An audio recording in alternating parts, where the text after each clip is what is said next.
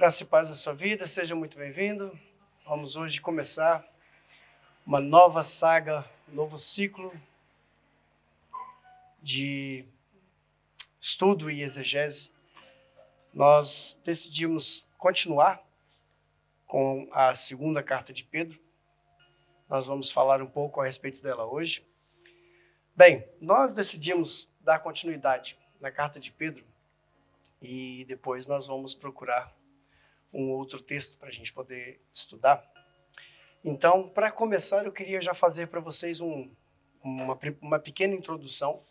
Todos os comentaristas que eu fiz o uso desse material, entre reformados e também alguns pentecostais, né, de linha mais pentecostal, utilizamos ali um pouco de cada um para a gente poder ter uma experiência. E é de unânime, como se diz, concepção, né? É uma maioria muito grande que acredita que essa carta foi, se não a última, talvez uma das últimas a entrar, porque nós temos hoje como o Novo Testamento. Ela é uma carta muito discutida, ela é uma carta pouco comentada, porque, como nós já vamos ver daqui a pouco, o estilo de escrita, ele difere completamente da primeira carta de Pedro. Na primeira carta de Pedro tinha uma ideia muito firme de que era um grego polido demais, era uma língua culta demais para ser escrita pelo Pedro. E aí nós chegamos à conclusão de que foi pelo amanuense, né, pelo ajuda, pelas mãos de Silvano, que houve a escrita da carta. Essa, por outro lado, com certeza não foi Silvano que escreveu. Ou foi o próprio Pedro, ou foi uma pessoa que o ajudou de forma diferente, um outro escriba, porque os comentaristas eles até ousam dizer que esse grego ele é de uma forma mais rústica, se não até alguns disseram que ele é um pouco grosseiro. Mais perto assim da época dos pais da igreja, depois que os apóstolos morreram e os primeiros pastores assumiram e surgiu a era, né, dos pais da igreja, muitos deles não tinham essa carta no rolo do Novo Testamento, mas eles assumiam que ela era realmente uma carta de interpretação, assim, de inspiração divina. Outros diziam que pode ser que não seja uma carta da própria mão de Pedro, mas ela tinha, sim, a inspiração do Espírito de Deus. Também teve as opiniões que diziam que ela poderia ser uma pseudoepígrafe. O que é isso?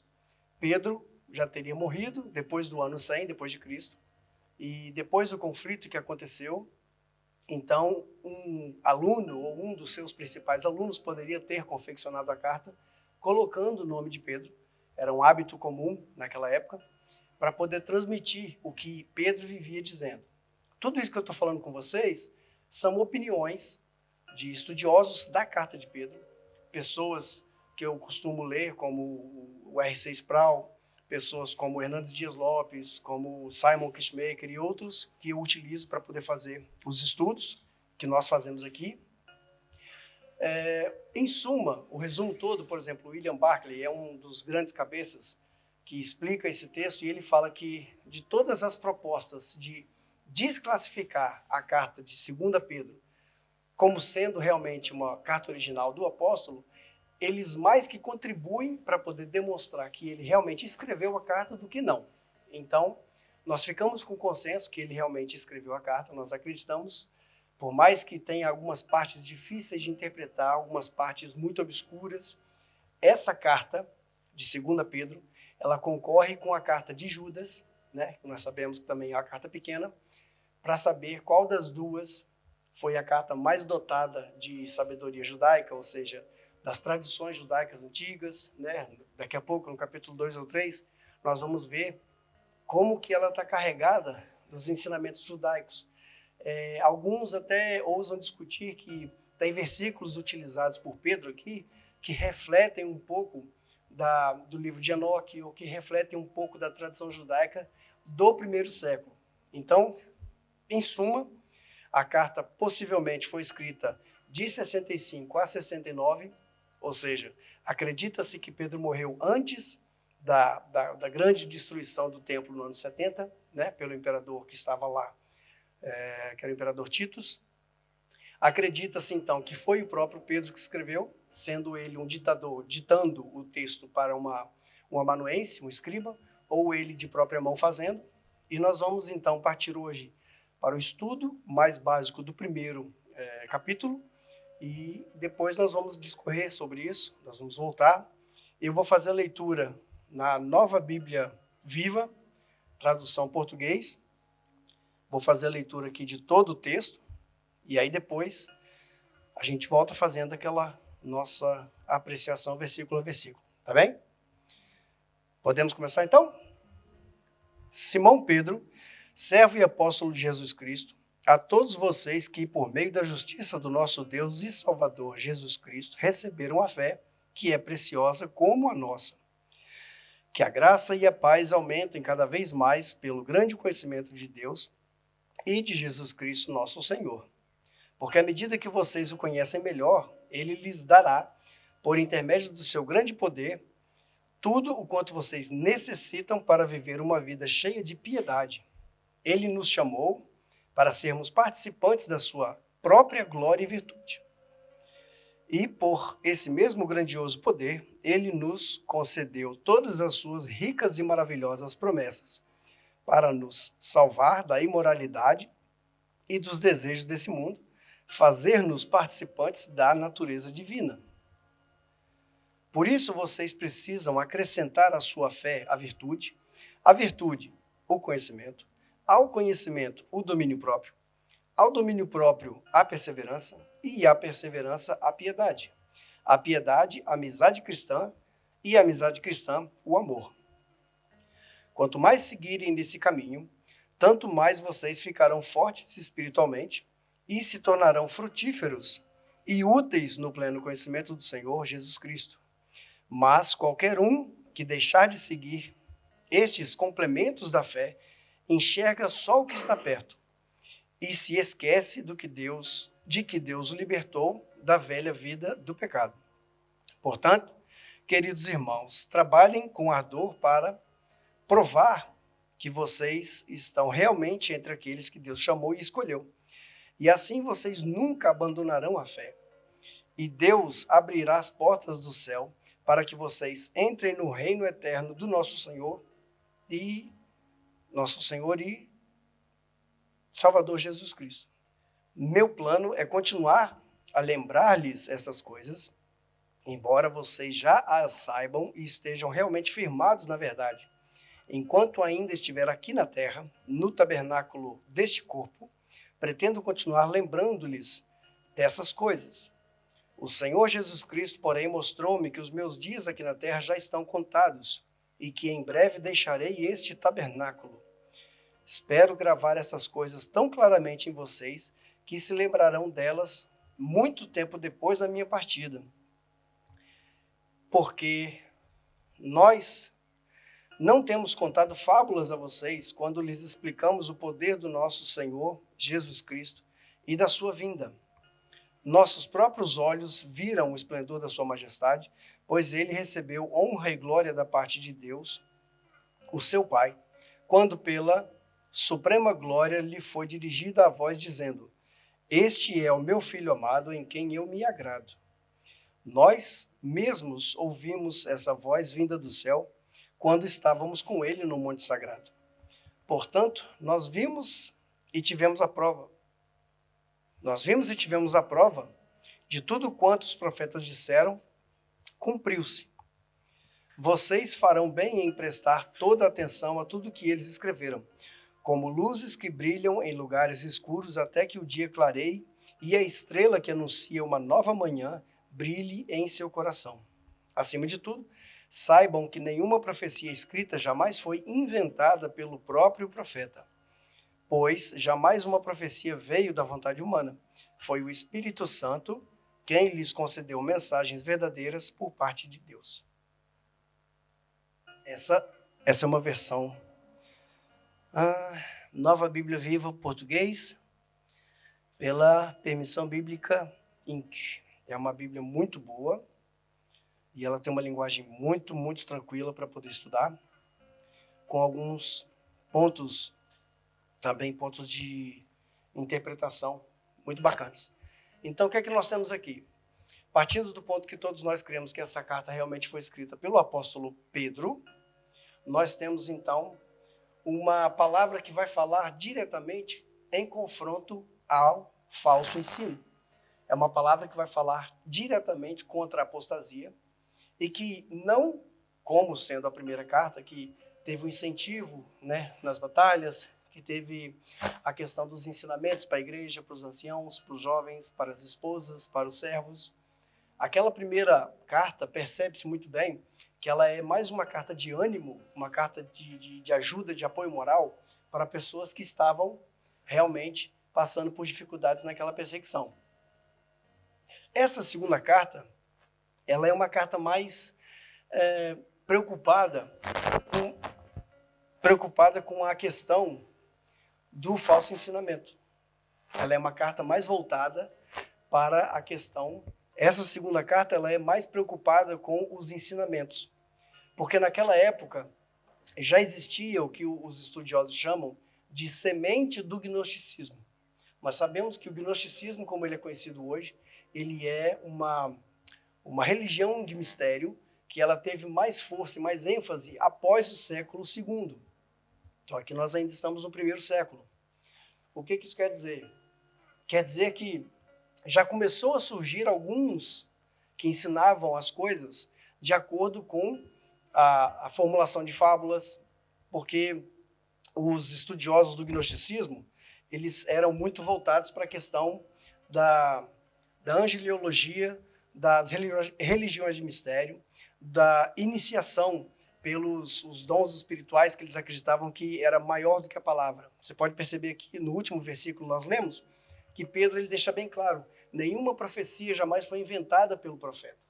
O que acontecia com o gnosticismo era exatamente isso. De todos os evangelhos possíveis, mais de 150 evangelhos surgiram na época da compilação da igreja, na época da compilação do que nós chamamos de cânon sagrado. Então já existia uma Bíblia chamada Marcião. Tinha já o Novo Testamento de Marcião, que estava rodando por esse povo.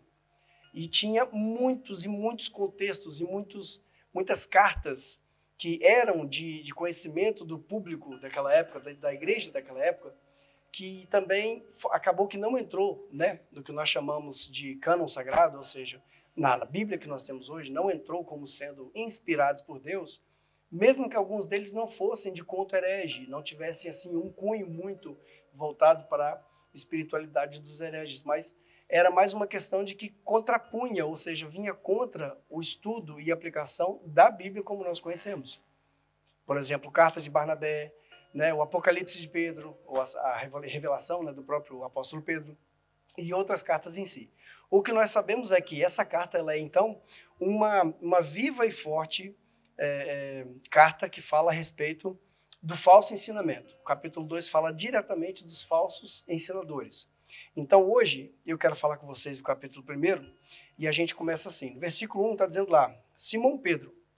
O primeiro ponto que os especuladores, eles dizem que essa carta pode ter sido de outro Pedro. Por quê? Ele coloca o nome em aramaico. Shimeon, que é Simão, era a forma aramaica do nome dele.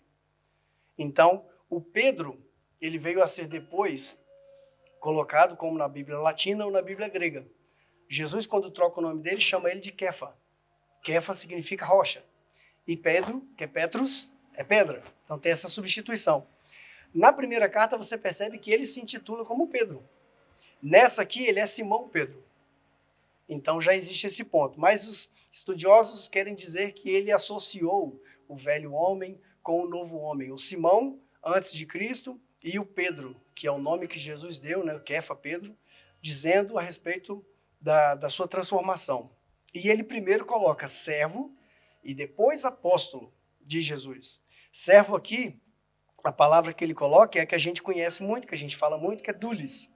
O dulis, ou o servo, o escravo do escravo, é o mais baixo, né? E apóstolo, que nós conhecemos, significa missionário, enviado, comissionário.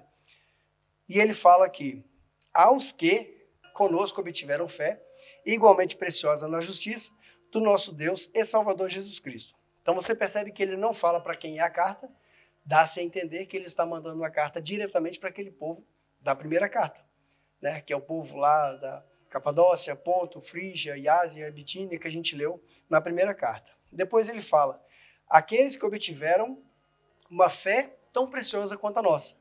Ele não faz distinção da fé que os judeus que creram em Jesus tinham. Para a igreja que não era judia, a igreja gentia, como nós chamamos, ele não faz essa acepção. Então você percebe que ele aprendeu a lição desde a época da visita a Cornélio. Nosso Deus e Salvador Jesus, ele não faz diferença entre Deus e Jesus como sendo um e outro. Ele coloca Jesus como sendo Deus e isso é uma doutrina muito comum já na época do apóstolo.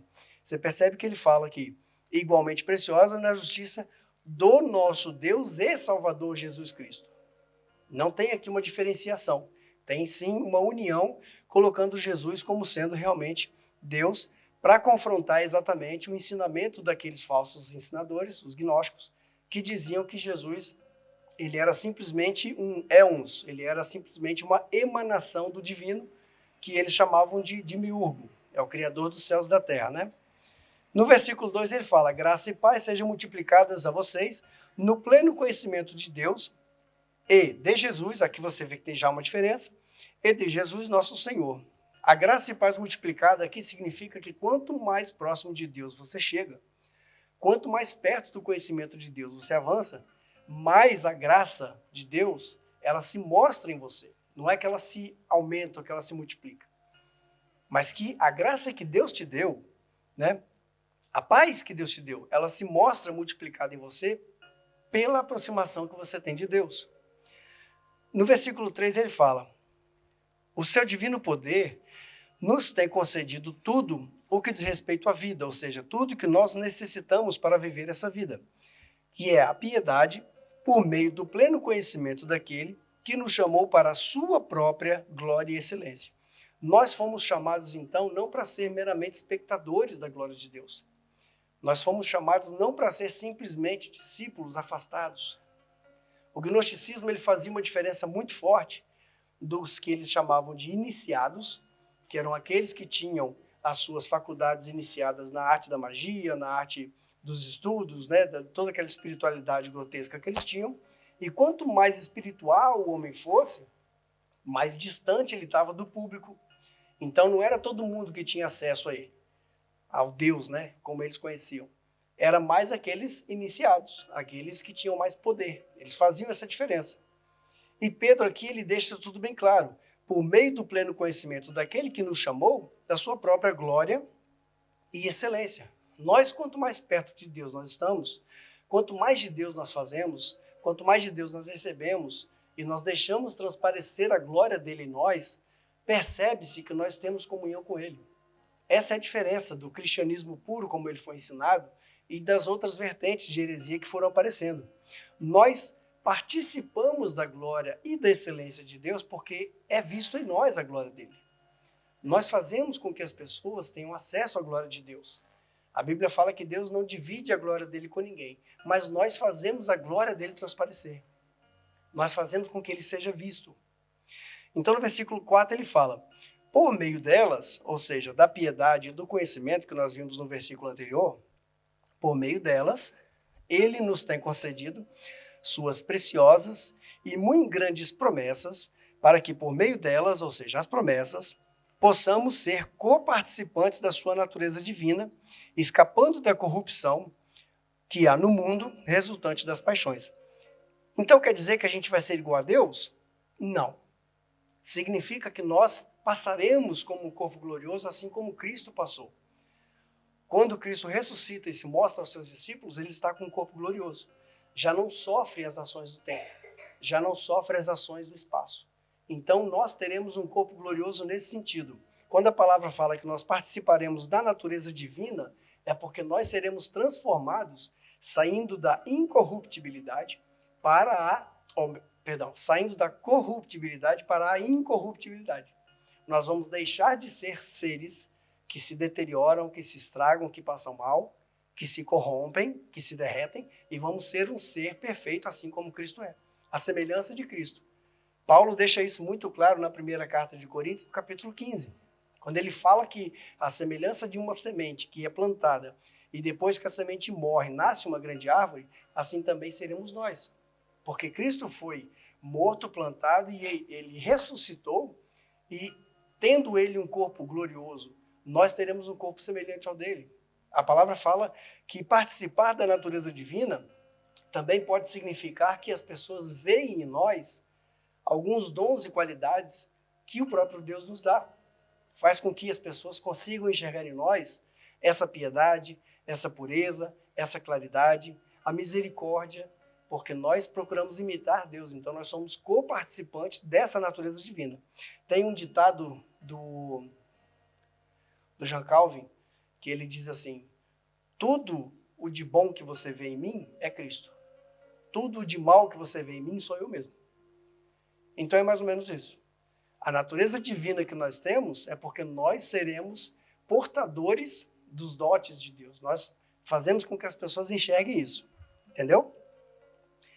E ele fala que nós vamos escapar da corrupção que há no mundo, resultante das paixões. Isso tudo fala a respeito de todas as coisas que nós estamos abrindo mão nessa vida para poder conseguir ter a vida verdadeira. Como o próprio Jesus disse, aquele que negar a si mesmo, negar a sua vida verdadeira, ele vai ter realmente uma vida verdadeira no fim de todas as coisas. Então nós cremos nessa mensagem que faz com que a gente deixe esse mundo, esse cosmos, essa ordem das coisas nesse momento presente e faça com que a gente enxergue mais o futuro. E vocês, reunindo toda a sua diligência, o seu zelo, a sua vontade de fazer as coisas, a sua eficiência, acrescentem à fé de vocês, ou seja, acrescentem para a fé que Deus deu, a virtude. A palavra virtude aqui, ela é de arete. Arete significa um curso virtuoso de pensamento, de ação ou sentimento, uma virtude boa ou uma bondade moral, qualquer excelência moral particular. Então é uma virtude que nós temos. E ele diz que nós devemos acrescentar a virtude à fé. Acrescentar, então, a fé à virtude, o conhecimento. O conhecimento, por sua vez, é a gnosis, mas é gnosis no sentido epignosis, a gnosis completa, a verdadeira. E o conhecimento, o domínio próprio. O domínio próprio, que a gente fala, domínio próprio, é a pessoa que tem a capacidade de se dominar. É a pessoa que se controla. Você sabe, poxa, eu não posso dizer que beber é pecado. Mas você sabe o seu controle. Você sabe aonde você passa. Você sabe as coisas que você deve fazer para se controlar. Ninguém aqui precisa ficar, pode isso, pode aquilo. Isso aqui é pecado, isso aqui não é pecado. Você tem autocontrole, você tem autodomínio. Isso, se você for em Gálatas capítulo 5, 22, 23, você vai ver ali que é uma das facetas do fruto do Espírito.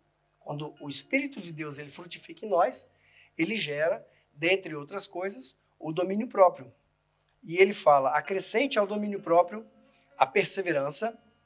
Essa perseverança é a hipomone, firmeza, constância, resistência.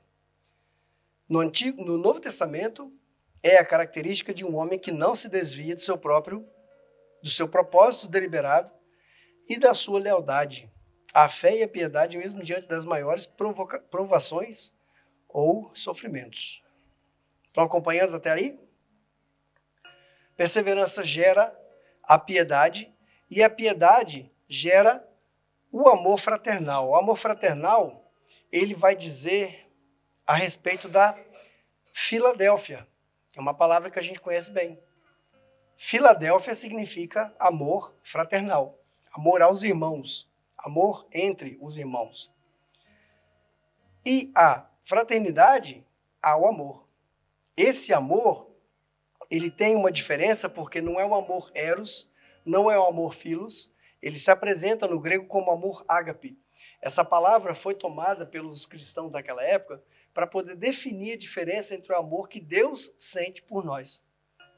Então você percebe, o amor eros, ele é mais voltado ao romance, entre marido e mulher. O amor Filadélfia é entre irmãos, seja ele de natureza, amor dos irmãos da família, ou dos irmãos da própria igreja. Em contrapartida, nós temos aqui o ágape, que é o amor de Deus para nós. Ou seja, quando nós temos essa natureza divina e quando nós temos essa fé que a palavra de Deus nos dá, porque a fé vem pelo ouvir, não é ouvir qualquer coisa, é ouvir a palavra de Deus. Nessa fé nós agregamos isso baseado no relato que o apóstolo está dizendo aqui. Nós agregamos isso e depois ele fala no versículo 8.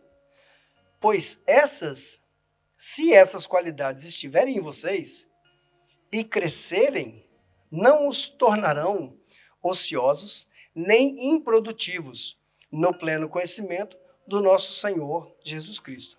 Ou seja, não é aquela conversa de que as obras produzem alguma coisa. Não é aquela conversa de que você tem fé, mas não tem obras, ou você tem obras, mas não tem fé. O que ele quer dizer aqui é que a partir do momento que nós temos a fé em Cristo e que nós vivemos essa fé com essa diligência de procurar piedade, de viver dessa forma, para poder participar da natureza de Cristo, de Deus, nós vamos gerar esses frutos, essas obras, esses trabalhos, e isso demonstra para os de fora que nós somos realmente eleitos e salvos em Cristo. É uma fruta que vai demonstrar a qualidade da árvore. Não é a árvore que demonstra a fruta. Consegue entender a diferença? Essas qualidades, elas vão mostrar para as pessoas que nós não somos crentes improdutivos, crentes infiéis ou crentes que não têm o pleno conhecimento de Cristo Jesus. É exatamente o contrário. A partir do momento que você se entrega a Ele, que você conhece Ele, é que esses elementos, esses frutos começam a partir de nós e, vendo esses frutos, as pessoas percebem que nós somos realmente salvos em Cristo. No versículo 9 ele fala: pois aquele que não possui essas coisas é cego. Veja que na outra versão que a gente leu, na Bíblia, Nova Bíblia Viva em português, fala que essas enxerga ao perto, ou só enxerga de perto, não enxerga de longe. Nessa versão ele já usa o termo cego. O cego aqui é tufos, que quer dizer mentalmente cego. Tem uma miopia espiritual, vamos colocar assim. Ele é mentalmente cego, não fala realmente de cegueira.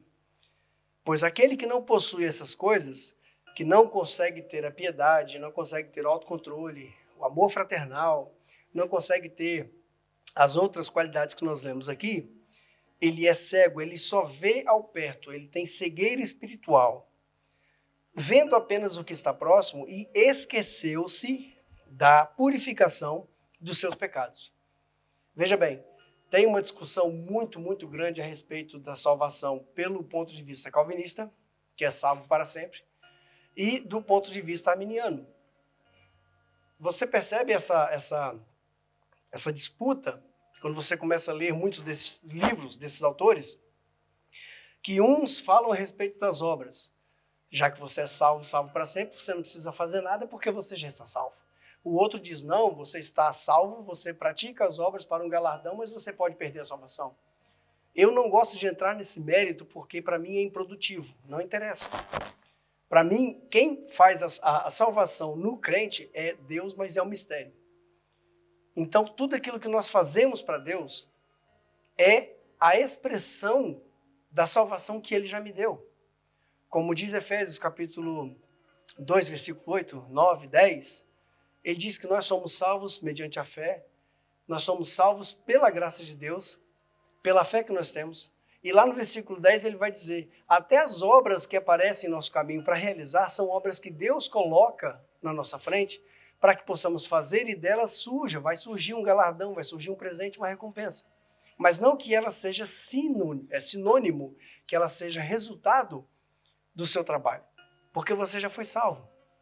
Então, quando nós falamos a respeito disso, nós dizemos que essas pessoas que vêm ao perto, que têm essa cegueira espiritual, se esquecem da purificação do seu pecado, é porque elas acreditam que já estão salvas no nível que mesmo que elas voltem a fazer as coisas erradas, voltem a cometer os pecados, elas vão continuar salvas. Só que os grandes estudiosos, eles dizem que quando você é salvo e você tem certeza da sua salvação, o que você faz para Deus, ele demonstra para os outros a sua salvação. Então não é questão de que você está salvo para sempre, eu vou cruzar meu braço e vou esperar Jesus voltar. Ou eu preciso trabalhar muito para poder agradar a Deus e ser salvo. Nenhum dos dois está correto. A verdade é que nós fomos salvos pela graça de Deus, mediante a fé que nós temos no sacrifício substitutivo de Cristo. E tudo aquilo que eu faço é um símbolo da regeneração, é um símbolo do novo nascimento.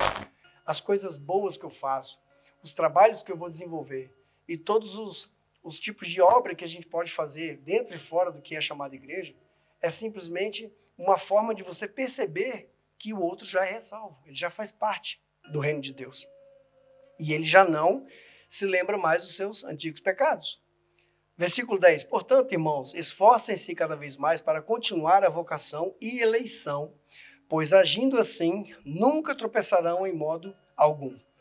Esse texto também ele é muito fonte de disputa e debate, porque eles pegam a questão de confirmar a sua vocação e eleição, mas tudo isso é explicado pelo que eu falei anteriormente. Simplesmente é uma questão de que, se eu entendo que eu já estou salvo, se eu entendo que eu já faço parte do time dos eleitos, se eu entendo que eu fui salvo por Cristo, eu vou fazer tudo o que Cristo merece que eu faça. Lembre quando Paulo fala, acho que em Efésios 5, 23, 5, 17, que ele fala a respeito do marido da esposa, que a mulher esteja submissa ao marido, que o marido ame e dê a vida pela sua esposa, e lá no final ele vai dizer, mas isso é um mistério que é relacionado entre Cristo e a igreja. Então, pelo mesmo mérito que Cristo teve quando ele deu a vida por mim, sendo eu igreja, eu agora me submeto a ele em serviço e em amor, pela vocação, pela eleição que ele deu para mim, por ele ter salvo a mim, é que eu faço esse tipo de trabalho. É um fruto de uma árvore que já foi plantada. Consegue entender isso? Então, esse texto para mim é muito claro quando fala a respeito disso. E ele fala, pois agindo assim, nunca tropeçarão em tempo nenhum. Versículo 11. Pois assim vos será amplamente concedida a entrada no reino eterno de nosso Senhor e Salvador Jesus Cristo. É a questão do galardão, é a questão da entrada triunfal que a igreja tem. A igreja será recebida, vamos dizer assim, pela porta da frente do céu, como o crente gosta de falar. A gente vai entrar pela porta principal. Né? Na época que eu era crente ainda, tinha lá um pessoal que falava assim, que crente não entra pela janela. O crente ele entra pela porta principal. Porque falavam de um texto que tinha no Apocalipse, e a interpretação que era usada era muito ruim. Mas o que é que isso quer dizer? Que vivendo dessa forma, buscando trabalhar a piedade, baseado na fé, eu estou sendo repetitivo exatamente para vocês entenderem isso. É que fazendo esse tipo de trabalho, nós vamos não somente demonstrar aos de fora que nós já fomos salvos, libertos, lavados e remidos no sangue de Cristo, nós somos uma nova criatura e fazemos coisas novas, mas nós também vamos, de uma certa forma, pregar para as pessoas com o nosso comportamento. Depois ele fala no versículo 12. Por esta razão, estarei sempre pronto para lembrar-vos acerca das coisas, mesmo que já as conheçam. Rapaz, eu realmente preciso do óculos. O negócio é ficar colocando e tirando o óculos é que me atrapalha. Olha o texto aí. Por esta razão, estarei sempre pronto para lembrar-vos acerca dessas coisas, mesmo que já as conheçam, e estejam firmes na verdade que possuem e nela confirmados. Então você percebe que ele tinha essa preocupação de estar sempre pronto para poder ensinar e chamar a atenção e mostrar para as pessoas a verdade do Evangelho, em contraposição ao evangelho gnóstico, que estava cada vez mais exposto, crescendo cada vez mais.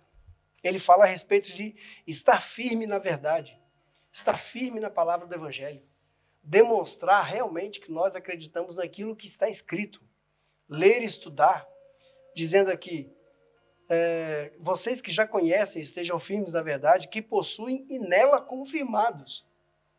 Então, o crente ele não somente tem que saber do que se trata o evangelho, o crente não somente ele tem que saber o evangelho, mas ele tem que estar firmado nele. Ele tem que ficar agarrado no evangelho e colocado de uma forma que nenhum vento de doutrina, como diz Paulo, vai tirar você do lugar. Que ninguém que pare você na rua com um pedacinho de papel e comece a pregar coisas que você sabe que não está escrito, ele vai conseguir dobrar você. Nós respeitamos opiniões, né? Ou melhor, vamos colocar assim, nós respeitamos o direito das pessoas terem opiniões dela. Nós não concordamos com aquelas opiniões, mas respeitamos o direito da pessoa pensar como ela pensa. A questão é, eu estou firmado em quê? Eu estou aprendendo o quê? Nós temos cursos, nós temos apostilas, nós temos estudos, nós temos vídeos gravados, mas mais importante de tudo, nós temos a Bíblia, a palavra de Deus.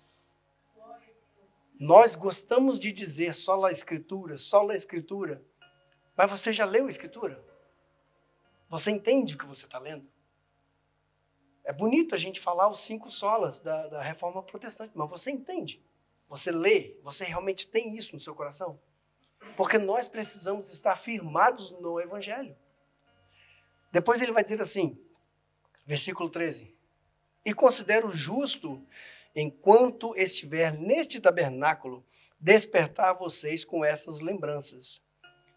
14. Sabendo que estou prestes a deixar este meu tabernáculo, como também o nosso Senhor Jesus Cristo me revelou. O versículo aqui é claro em dizer que ele estava preocupado com a sua morte. Nós sabemos que pela tradição romana, Pedro foi martirizado. Segundo os pais da igreja, fala que ele foi crucificado de cabeça para baixo. Nós não temos relatos escritos, mas nós temos a tradição dos pais da igreja.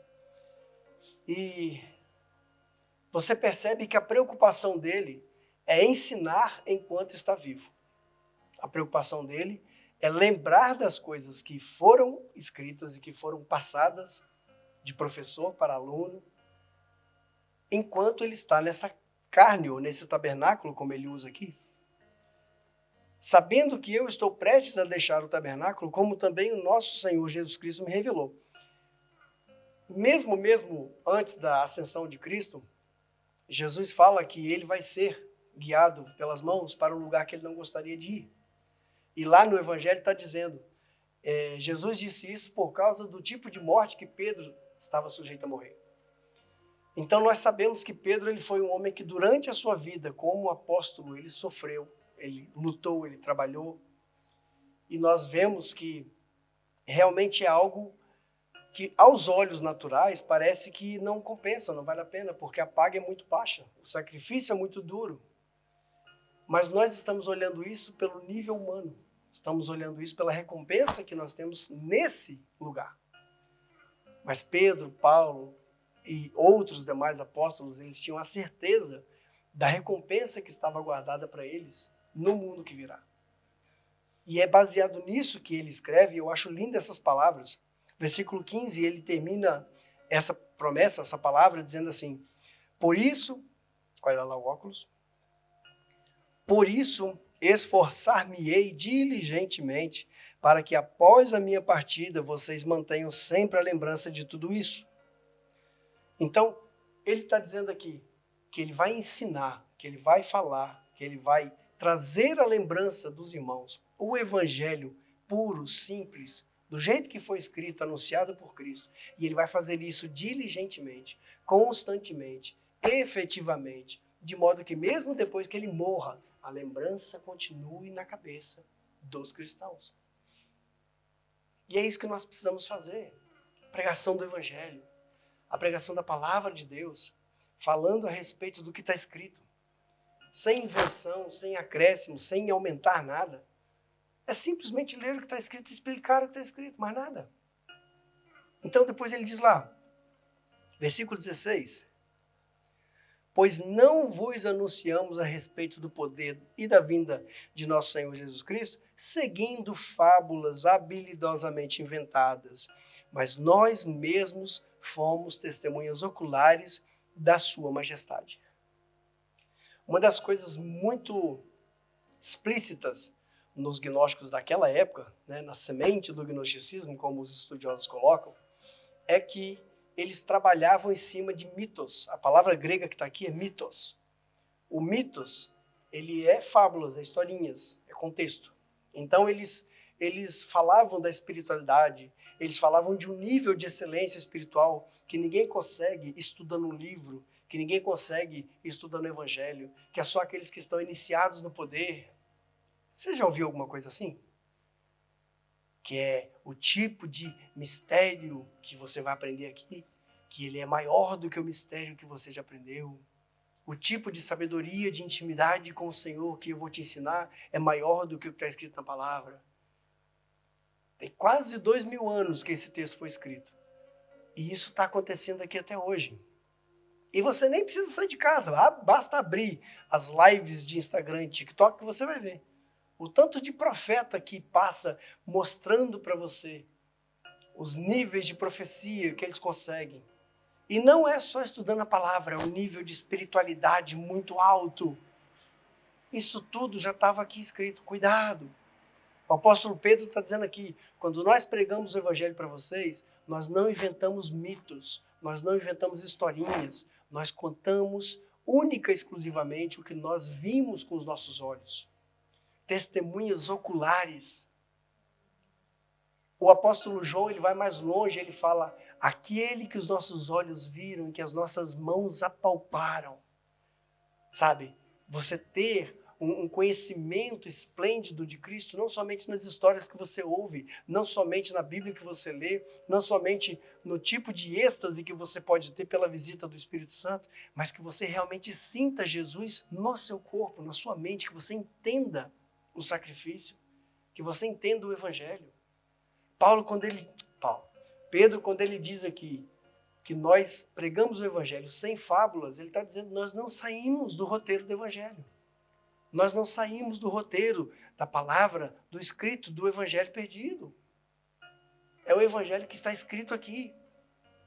Depois ele fala aqui, aí ele vai começar a contar sobre o testemunho que ele deu, que ele recebeu nessa montanha. Versículo 17, ele diz assim, porque recebeu do Pai honra e glória, quando da excelsa glória lhe foi enviada uma voz que dizia, este é o meu Filho amado, em quem eu me comprazo. Está falando aqui da visita do Monte da Transfiguração. Estava lá Pedro, Tiago e João. Então ele está dizendo aqui, eu não contei historinhas para vocês. Eu não vim de mitos, eu não vim de fábulas. Eu vi. Ele foi transfigurado na minha frente, eu vi. Ele está contando para vocês uma coisa que ele viu. E tem uma frase que eu gosto muito daquele filme Paulo, Apóstolo de Jesus, que ele fala assim, nenhum mártir ousa morrer por uma mentira. Ninguém tem coragem de dar a vida por uma mentira. Nessa época, as pessoas morriam por muito menos do que isso. Então, quando ele conta que Pedro, Paulo, João, Tiago, os apóstolos tiveram experiência física, um abraço, uma conversa, até talvez uma brincadeira, uma viagem andando a pé com Jesus, isso é uma experiência muito relevante.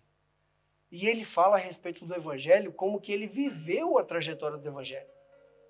Quando nós lemos o Evangelho escrito por Marcos, muitos dos pais da igreja, como os grandes nomes que a gente conhece, dizem que aquela palavra, aquele resumo de acontecimentos, foi uma obra do próprio João Marcos, contando as pregações do apóstolo Pedro, contando aquilo que ele viajava com Pedro, e Pedro contava histórias de locais e testemunhas, né, oculares que ele teve com Jesus.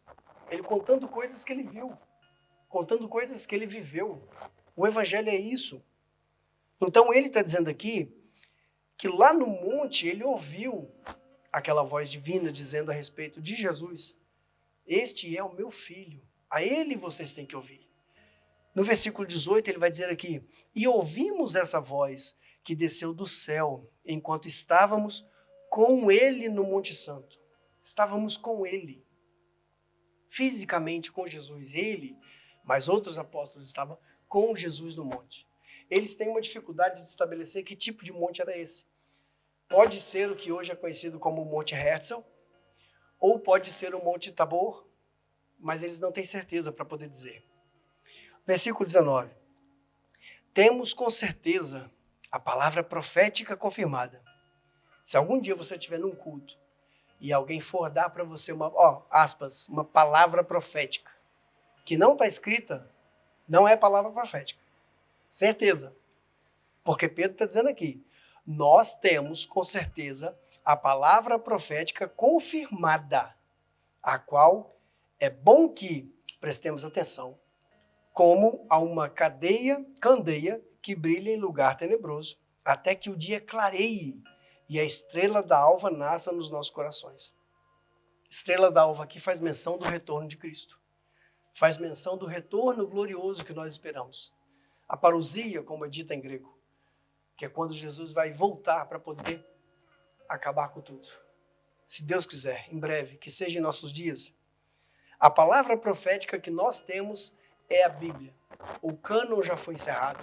As escrituras já foram feitas. Já não existe mais palavra profética fora desse livro.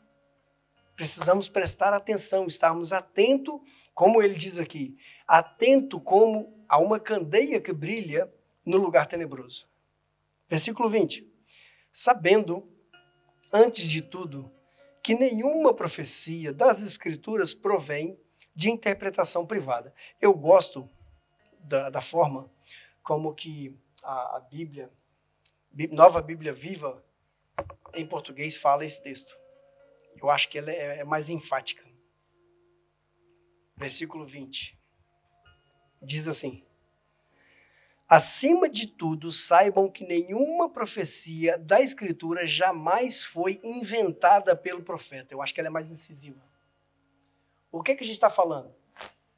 Não está dizendo aqui que você não tem a possibilidade de ler, estudar o texto e interpretar.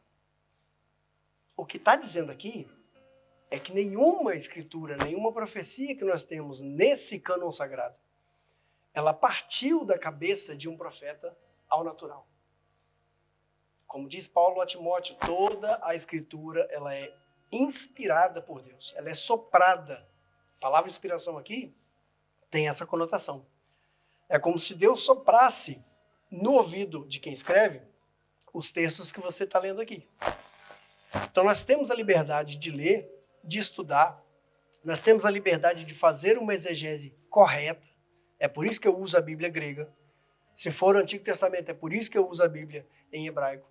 É por isso que eu uso os professores que eu leio.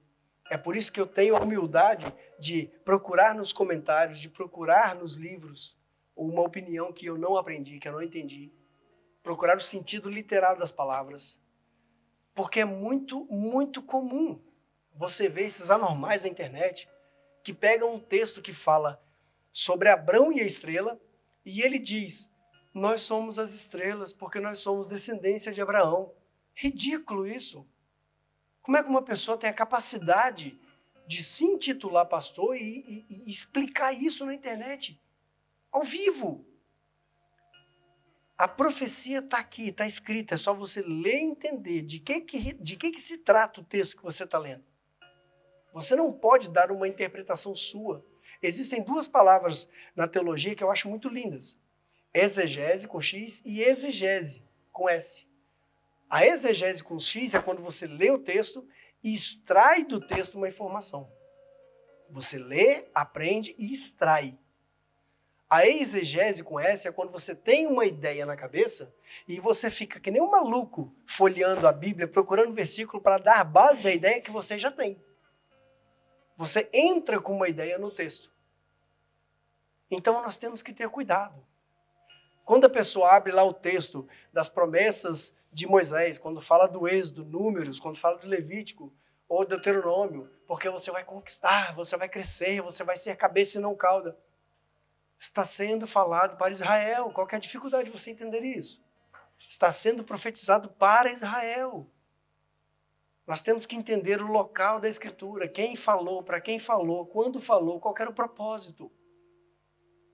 Então, quando a palavra fala que nós temos, o rolo já está fechado, a profecia já está pronta, e nós temos que Gente, pensa comigo. Deus deu a inspiração para o sujeito, lá no meio do deserto, o cara acha uma maneira de escrever isso em coro, ele escreve a profecia do jeito que ele viu, transfere para o coro, isso vai ficar guardado durante quase 3.300 anos, nós vamos achar, nós vamos recuperar, ler a profecia escrito agora num dispositivo digital. Nós só temos que ler e interpretar qualquer dificuldade. É só ler e interpretar, e as pessoas fazem um show, as pessoas fazem, como é que diz aquele pastor César? Eles fazem um malabarismo exegético. Já viu o pastor César Cavalcante? Você está fazendo um malabarismo exegético para poder caber a sua ideia absurda nesse texto, mas o texto não fala isso. Então o que está dizendo aqui? Nenhuma profecia jamais foi inventada pelo profeta. O que nós temos aqui, nós cremos e defendemos que é a palavra do próprio Deus, que foi inspirada, soprada nos ouvidos do apóstolo. Amém? Entendemos isso? Então vamos partir para o final. Fiquei sem ar agora. Versículo 21. Porque a profecia nunca foi produzida pela vontade humana.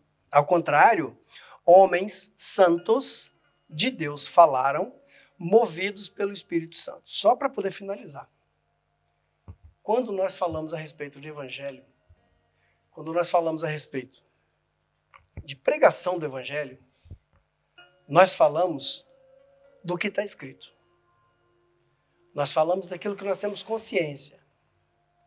O problema de nós vivermos de igreja em igreja, de porta em porta, de TikTok em TikTok, atrás de uma mensagem que possa agradar o nosso ouvido, nós caímos na palavra que o apóstolo Paulo deu a Timóteo. Nos últimos dias surgirão pessoas que, como se tivessem coceira nos ouvidos, vão de lugar a outro, atrás de profecias, de ensinadores, de apóstolos, agora tem profetas, dizendo coisas que agradam. Por quê? Porque a sua vida não está pautada no Evangelho. Então é ruim ouvir o que o Evangelho diz, ele quer uma coisa agradável. Você vai vencer, você vai crescer, ora pelo meu negócio, ora pela minha vida financeira, ora pela minha quinta esposa, para eu não divorciar de novo. Só coisas mirabolantes.